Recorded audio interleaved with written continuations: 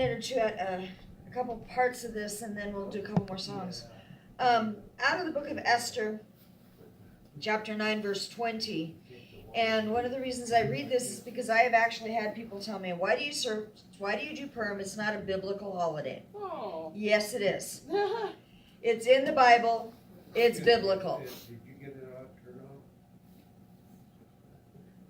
It's in the Bible, so it's biblical. Here's the biblical command regarding the celebration of Purim. It says, Mordecai recorded these events. He sent letters to all the Jews throughout the provinces of King Ahasuerus, both near and far, urging them to celebrate the 14th and 15th days of Adar every year, as the days when the Jews got relief from their enemies, and as the month when their sorrow was turned into joy, and their mourning into celebration.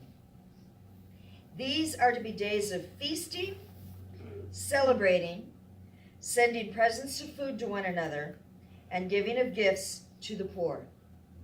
So the Jews agreed to continue the commemoration that they had begun, and to do what Mordecai had written to them. And then I'm going to skip to verse 27. It says, the Jews established and took upon themselves and their descendants, and upon all who would join them. All who would join them. That means anybody that wants to come to the party is welcome. You don't have to be Jewish to celebrate Purim. All who join them, that they would commemorate these 2 days in the way prescribed at the appointed time every year. These days should be remembered and observed in every generation, by every family and in every province and every city. The days of Purim should not fail from among the Jews, nor their remembrance perish from their descendants.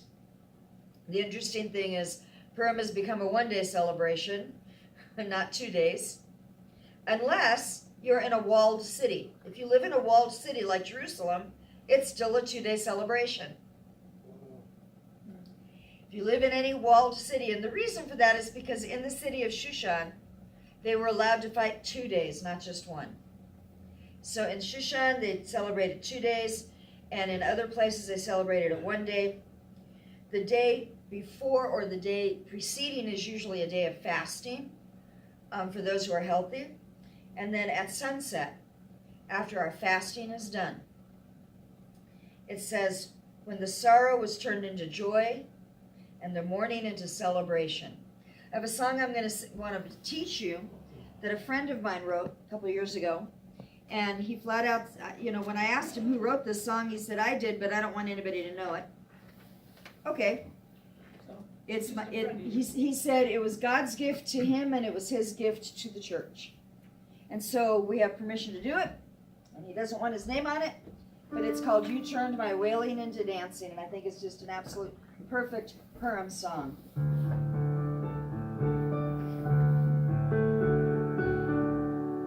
You turned my wailing into dancing, you removed my sackcloth and clothed me with joy, that my heart may sing to you and not be silent. You turned my wailing into dancing, you removed my sackcloth, clothed me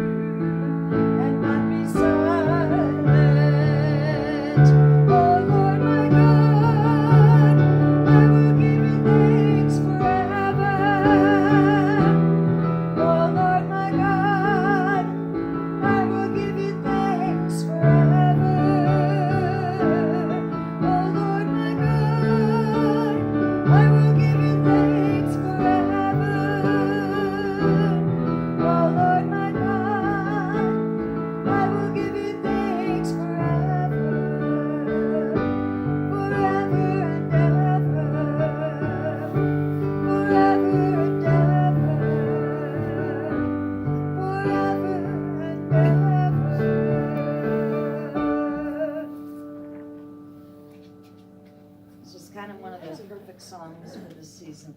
Let's do celebration songs.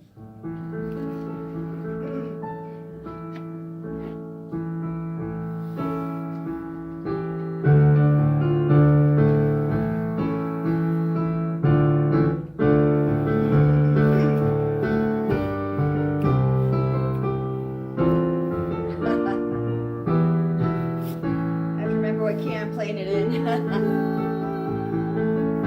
In the presence of your people, I will praise your name. Lord, alone your holy throne and the praises of Israel. Let us celebrate your goodness and your steadfast love.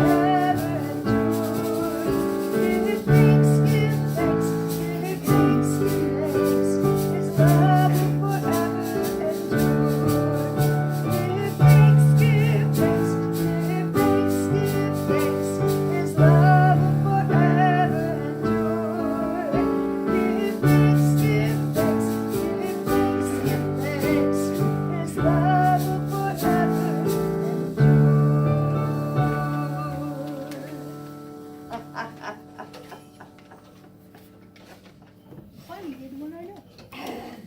Oh, this is the day for this. I need 3 volunteers. Okay. Chris, Bob, and Joy. No. I didn't volunteer. They volunteered. I heard them. Okay, I'm a volunteer. Okay. You want me?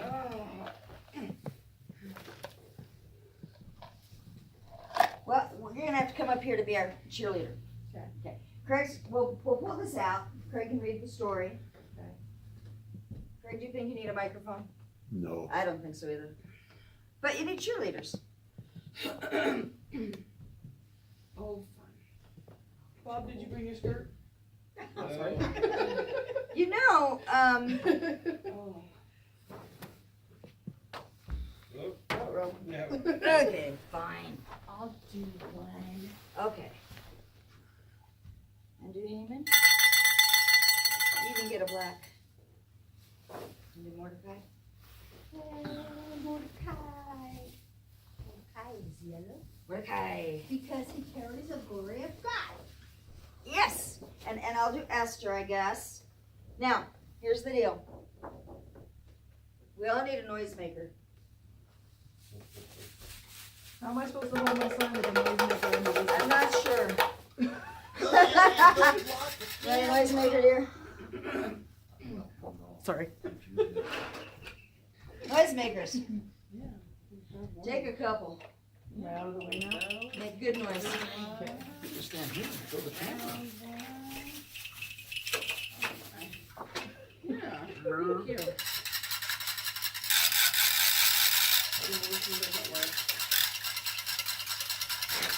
That reminds me, I need to replace the starter on my truck.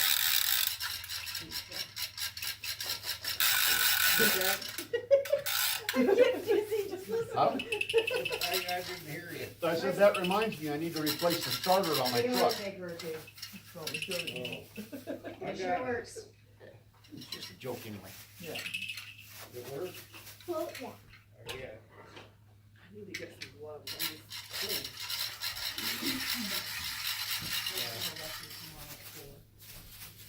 I got a bunch of tools, I don't know if I can crawl under Oh, there. I was just joking. Cause that noise. Oh. Use the other hand for that one. Yeah, I'll take a shaky one. I could probably do that with this. There's a cowbell over Put there. that in. What'd you call me? I will say nothing. Okay, now here's the way it goes. Okay. More cheerleaders than people. Just went to get a photo. We did close the windows. So it shouldn't be too bad. And I'll send you a blanket. Now, No time. here's the way it works. The command that God gave to Moses after they had the war with Amalek, and Amalek had attacked them for no reason, with Moses. Yeah. God said, when you enter the land, you are to wipe out Amalekites. You are to wipe out the Amalekites. You are not to remember them. You are not to honor them. You are not to respect them. Okay? So, King Saul, when he was king, God said, okay, it's time, go get the Amalekites. And he didn't. He messed up. He didn't kill them all. That was the reason Mordecai didn't bow, by the way, was because Haman was an Amalekite. So, because we are not supposed to remember them, anytime he says the name Haman, Amen. okay? And she's got to remind us. Now, because we want to have fun with this, whenever he says Mordecai, we're going to go, hip, Mordecai. hooray! Right? You got to hold the sign up. You're Yeah. Yale You're and Mordecai. Cher. Yay! Yay, Mordecai! Yay! Huh? This is our thing. This is what we do. So when you hear Haman, you make bad noise. Boo! When you hear Mordecai, it's yay! Now when we hear Esther, because she's so beautiful, it's gonna be, Okay? So we'll try to remember to cue you when he says the names. That's our job. Oh, hey, Bob, it's you and me. Oh, Rose is back And there. Rose. She's got her noise maker. And we'll make noise too. All right. She's hiding. We'll help you She's very too. silent. You ready? Okay. This is the story of Esther. Oh. Our story opens in the Persian capital of Shushan, in the midst of a 180-day gala banquet being thrown by King Ahasuerus, the king of Persia, so that he can show off his extraordinary wealth and power. At one point, he decides he also wants to show off his wife, Queen Vashti, so he sent one of his servants to go and bring her to the party. Alas, she is in the midst of her own party, and not to mention being unwilling to wear the prescribed no dress that the king has requested of her, well, she refuses to attend. King Ahasuerus is a bit displeased and, acting on counsel, orders that she be stripped of rank, as it were, and removed from the kingdom forthwith, one way or another. At some point, the king begins to feel remorseful about axing the now former Queen Vashti. His advisor suggests that the king begin a worldwide search for a new queen. He should have all the eligible young women brought to him so he may select his favorite from among them, no glass slipper required. Now a man named Mordecai, who was a respected leader of the Jewish people, happened to have a beautiful young cousin that he was caring for after her parents' death, who went by the name of Esther. The king's officers see her and bring Esther to the palace to participate in a lengthy beauty pageant through which the new queen will be selected. Now, Esther had previously been warned by Mr. Mordecai of the potential for trouble if her Jewish heritage became public knowledge, so she kept her mouth shut about that little detail. Esther, along with all the other girls, takes part in an intensive year-long beauty treatment prescribed by the king's eunuch. After the treatments are finished, each woman is selected for a turn for a night with the king. I think they later made a movie about that. When And a it's song. Oh, yes. When it's Esther's turn, she asks the eunuch's advice on what to wear and what to take, and she follows that advice exactly. She must have done exceedingly well, as Ahasuerus chooses Esther to be his queen. You'd think that they would live happily ever after, and that would be the end of our tale. However, in the meantime, Mordecai What's this one? overhears a plot to assassinate the king and lets Esther know about it, who in turn reports it to the king. The king dispatches his constables to arrest the conspirators, and Mordecai's heroic deed is duly recorded in the king's book of Chronicles. Ahasuerus, the king, appoints a swarthy dude named Haman to be his viceroy, and at Haman's request, all of the citizens of Shushan are ordered to bow before him. Mordecai, however, refuses to bow to Haman, igniting Haman's wrath toward him as well as the Jewish people. Haman goes home and complains to his wife, who advises him to find a way to kill Mordecai. I'm not doing We that. don't want to, no. Yay Mordecai, but boo the killing. Yeah. And while he's at it, annihilate all of Mordecai's Yay Mordecai, but not yay to the, yeah. people, which is to say, the Jews. Haman then casts lots and determines that the 13th day of the month of Adar would be the propitious time to execute the act, and he and his wife plot together how to get the king to agree to kill the people who refuse to bow, which is again to say the Jews. After securing the king's permission to perform this vile undertaking, Haman sends edicts out to all 127 products in Ahasuerus' kingdom, informing everyone of the new decree. to wit, that all Jews living within the kingdom are to be killed on the 13th of Adar, a great sense of mourning descends upon the Jewish people. Mordecai, Yay! being mortified, asks Esther to now reveal her Jewish heritage to the king and intercede on behalf of her people. She agrees to risk her life by going before the king unsummoned, and she asks Mordecai Yay! to ask the people to fast with her for her success, which he does, and they do. After fasting for 3 days, Esther goes before the king. Although the king could have had her killed for coming into his presence unsummoned, he chooses instead to ask her, "What's up, babe?" Relieved that her entry was not her exit, Esther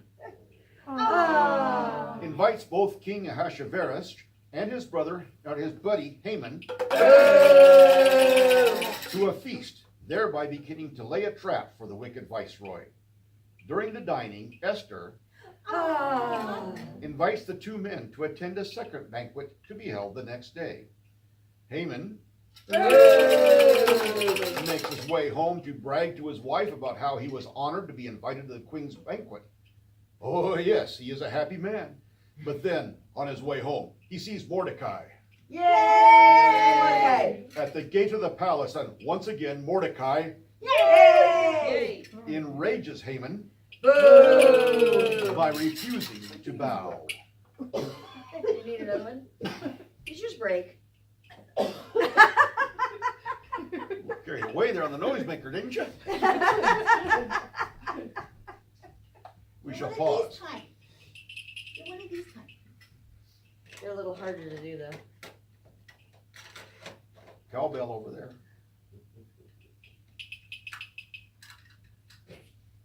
This one works. Gotta be coordinated. Haman continues to his home where he complains to his wife about Mordecai, Yay! ruining his day by refusing once again to bow to him. His wife encourages him to think about the fulfillment of the plan for the killing of the Jews. And he constructs gallows 50 cubits high, upon which he now plans to hang Mordecai. Aww. No, we're not sharing that either. That night the king could not sleep, so he ordered that his book of Chronicles be read to him. The king is thusly reminded of Mordecai's Yay! heroic deed of saving him, and upon reflection realizes that Mordecai Yay! has never received a reward for foiling the assassination attempt. Haman goes early to the courtyard of the palace, preparing to ask the king's permission to hang Mordecai, and he is brought before the king. But before he can make his request, the king asks Haman, what should be done for a man whom the king wants to honor?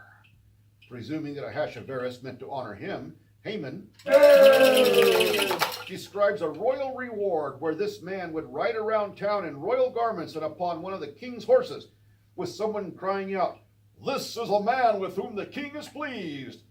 Ahasuerus agrees that this would be a fitting honor, and thus commands Haman to personally reward Mordecai Yay! in this fashion.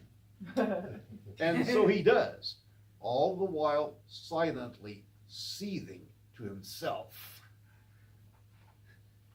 At the second banquet, Esther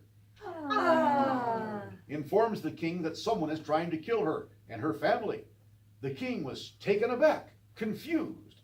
It is then that Esther reveals that she is a Jew and enlightens the king that she therefore is one of those which Haman has decreed to be destroyed along with her people. Ahasuerus is so outraged that he leaves the room for a few moments, during which time Haman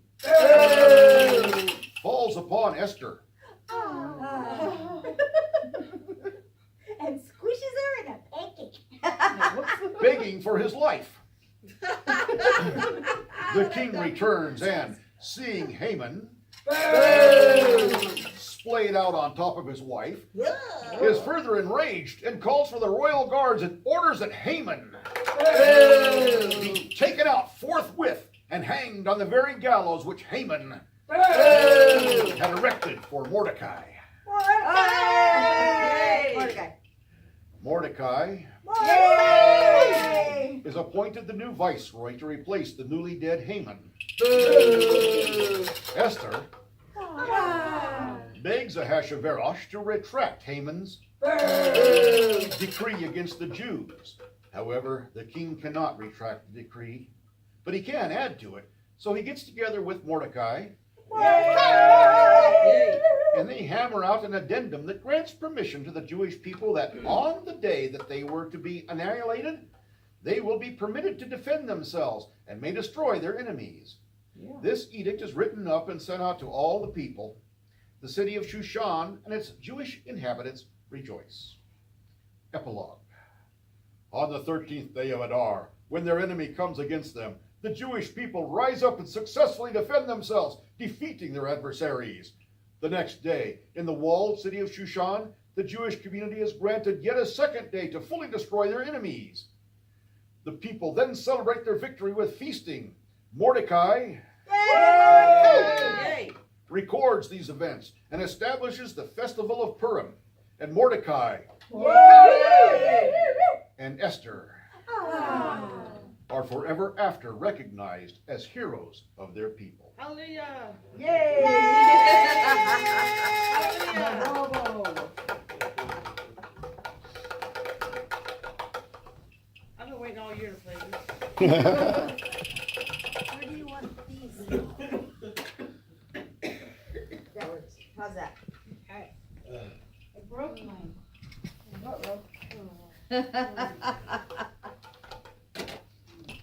Oh yes, noisemakers can go back in there. This looks like a little man. Aren't these adorable? They do. I thought the same.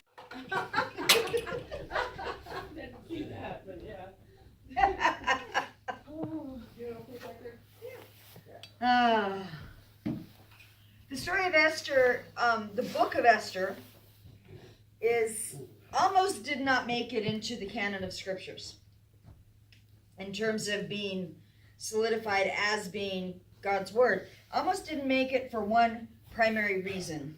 No. There's something missing from the book. The name of the Lord is Yeah. But I'm going to tell you something. You know, even though everyone and their kid brother says God's name is nowhere mentioned in the book of Esther, I will tell you that it is. It is there. It is there in an acrostic. In fact, not only is it there in an acrostic, it's there 5 times in acrostic form. It's hidden. And that's kind of one of the things to me about Purim that I think is so fun and so wonderful. Here we have the story of a young woman who is hidden in the palace, right? First of all, she's taken, and as we discussed earlier at dinner, she's not just Mordecai's cousin, she was also supposed to have been his wife. There's a very special relationship there, and yet she gets taken into the palace. This story is a story of turnarounds, a change in plan, a change in future, change in fortune, you might say. And all of that change is because of God. God's name is hidden. The first time God's name is mentioned in the book, or listed in the book, you might say, is in the king's decree at the very beginning of the book, when he decrees about all wives acting with honor. And in that case, it is the first letters of the words that mean all wives act with honor. He v'chal shim vi, let me see it right. He v'chal hanashim yitenu, which is not pronounced right at all, but forgive me, I'm still learning my Hebrew. But those words all begin with the hey, vav, hey. Yo, did you notice something? It's backwards. It's backwards. But it's God's name in acrostic, but it's written backwards. So it's kind of a backwards decree that was made by the men. The second time and that's in chapter 1, verse 20. The second time it's mentioned, it's where Esther asks the king to first come with Haman to her banquet. And this time, it's Yabo Hamelech Haman Vehayamin. It means let the king and Haman come this day. And it's the initial letters of the phrase. So it is the Yod, He, Vav, He. Now, here's the thing. If you wouldn't know it was there if you didn't know to look for it, right? We know to look for it because in several of the ancient scrolls, those letters are written larger than the other letters. It's called a majuscule letter. And that's how we know it's there. In the scroll, those letters are larger. The third time it's mentioned by something that Haman says. This time it's not the first letter of the word, it's the last letter of the word. And again, it's backwards. When Haman, chapter 5, verse 13, he goes home and he's telling his wife how wonderful all of this was. He even got invited into the banquet with Esther. He was such a special guy. And he says, but none of this means anything to me. Because Mordecai won't bow. God's name is there. It's the last letters of the words. And it's backwards. The fourth time it's actually mentioned is by the author of the book. It's in chapter 7, verse 7. And it is the phrase where it says that evil was determined against him. God says evil was determined, but God turned it into good. And his name is there in the last letters of the words. But it's written the right way, forward. So twice it's there where it's the first letters of the word, once backwards, once forwards. Twice it's there where it's the last letter of the word, once backwards, once forwards. It's there. We know it's there. We've seen it in scrolls where the letters are written larger so that we will see it. Why would a scribe do that? Because the tendency is to think that God's not there. The tendency is to think that God is not there at all. Oh, and the fifth time that his name is used, it's not the Yod He Vav He, it's a Yah. And it's in the phrase that says, when the king comes in and when the king asks Esther, all right, who is he and where is he? Who's trying to kill you? And again, it's backwards. It's the first letters of the word. So we've got it forwards and backwards. The first letters of the word, the last letters of the word. It's both ways. God's name is all over the place. It's there. On Sabbath, I talked to you about the 5 sacrifices very briefly, and we'll talk about them more this week. But 5 is the number of grace. So I find it interesting. God's name is found 5 times, hidden. It's not directly there, but it is there. Kind of like Esther was in the harem, but nobody knew she was Jewish until the appropriate time. Her identity was concealed. She was the princess in camo. That's why we have the princess and the camo on the tablecloth, because she was the princess, but she was God's warrior in that place at that time. A lot of times, God does seem hidden, right? Yeah. Especially in our lives today. We know, and we have seen, and we will be celebrating in 1 month, the deliverance of God through powerful, miraculous events. Passover is the deliverance of God with powerful, miraculous events. It is the first month of the new year for the liturgical season in Judaism. It is the first month. Nisan is to be the first of months to you. The month I delivered you from Egypt with a powerful hand. Find it interesting, Purim is in the last month of the year. And it's God's deliverance in a hidden way. An indirect manner. By divine chance. By human obedience. And by walking in wisdom. It was divine chance that Esther got picked up to be taken into the harem. Divine chance.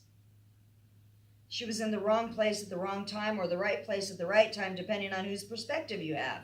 If you were Mordecai when it first happened, you probably wrong place, wrong time, and why weren't you hiding, girl, you know? But God knew what he was doing. He put her there for a purpose. A young girl who was orphaned, sent for by Mordecai, brought from Jerusalem to Shushan, there to be raised up, to be taken into the palace. So she went from no family to family, back to no family again, in a sense. Because if she's the only Jewess in the palace, she's going to be one lonely young woman. But God put her there for a reason. And through her obedience, through her being a wise woman, through the choices she made in being that, she was selected. She was in the right place at the right time to help bring about the deliverance of God's people. As Passover is the celebration of God's miraculous hand in power and in might, Purim is the celebration of God's miraculous hand in the happenstance, in just the happenings. By the way, we have a record of Jesus celebrating Purim too. It's in the Gospels. It's in Matthew 5, chapter 1, where it talks about, it says, there was a feast in Jerusalem, and Yeshua went up to that feast. Now later on in that same chapter, it tells us, and it was the Sabbath day. By the way, this is the day that he healed the man beside the pool of Bethsaida. Ooh. It doesn't tell us which festival it was. It just says there was a feast. There was a festival. Yeshua went up to Jerusalem. It was the Sabbath day, and he told this guy, pick up your bed and walk. You remember the story, right? He'd been there waiting for a miraculous thing to come. He'd been there waiting for the angel, the hand of God through an angel, something powerful and miraculous. And Jesus looked at him and he said, get up. Roll up your mat. Take it home. Simple. Not power. Simple. Simple obedience. The reason we know that it was Purim is because a study of the calendar will show that the only festival that landed on Sabbath within 10 years of the time Yeshua ministered, 10 years there that they looked, there's only one festival that happened on a Sabbath, and that festival was Purim. Ooh. It doesn't tell us it was Purim in the Gospel of John. It's hidden. Just like the name of God is hidden. It's there to be discovered, to be looked for. If you're not looking for it, you'll miss it.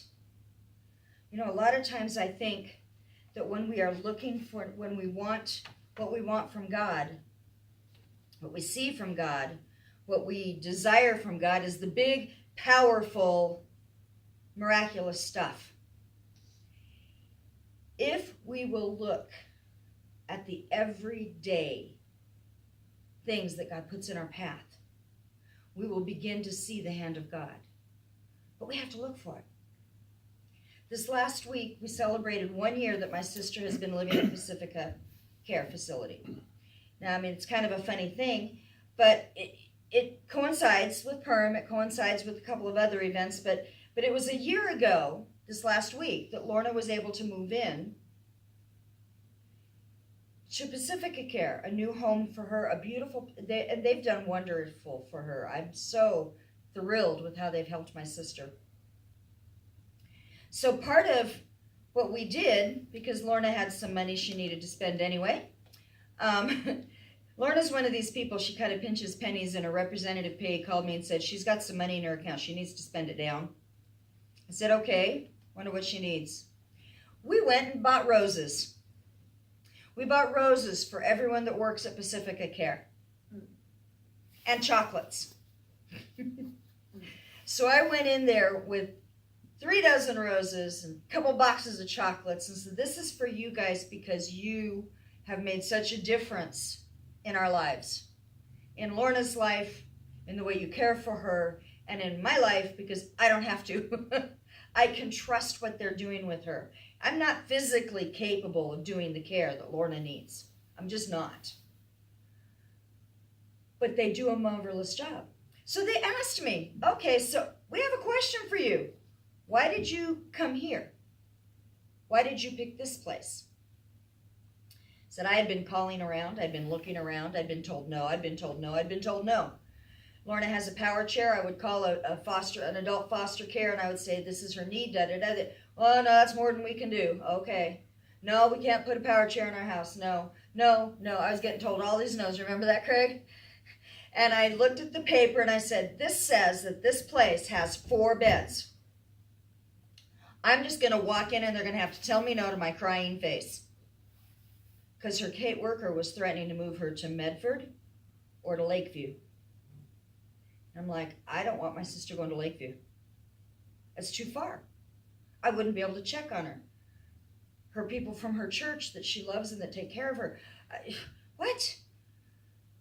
So I said, I'm going to, I said, and when I drove up, I looked up, and there was a dove over your door. Not just the picture of a dove, a real dove. A white dove over the door. And I said, checking this place out. I'm going in.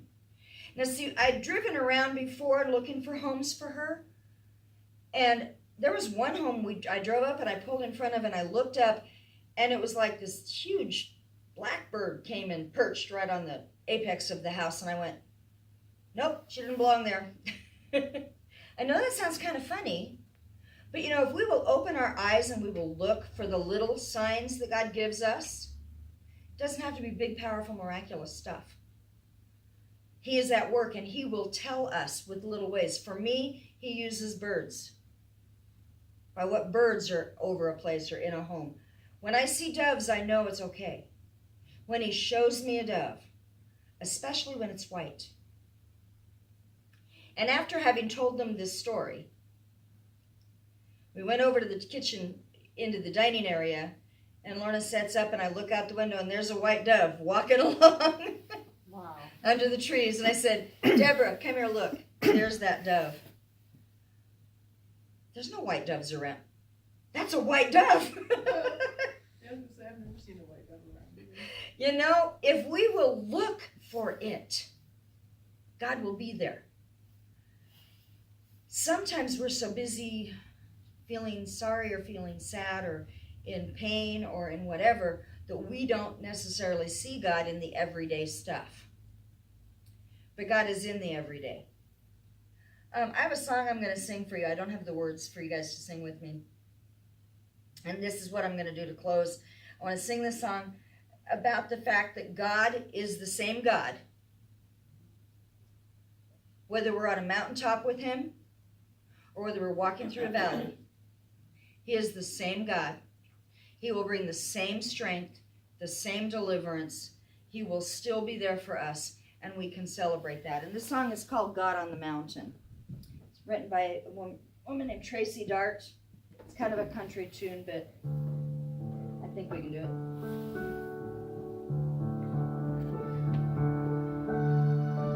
Life is easy when